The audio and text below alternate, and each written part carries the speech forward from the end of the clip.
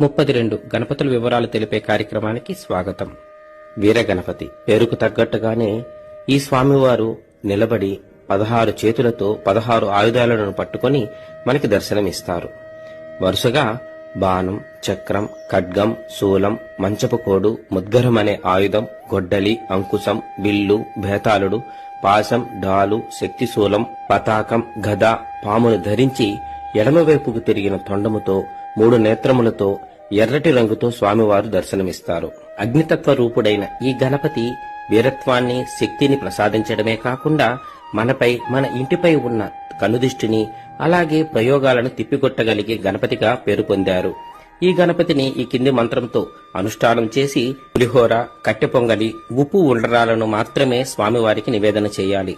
స్వామివారు ఉగ్రదేవతగా దర్శనమిస్తారు కనుక తీపి పదార్థాలను ఎటువంటి పరిస్థితుల్లోనూ ఈ స్వామివారికి నివేదించకూడదు.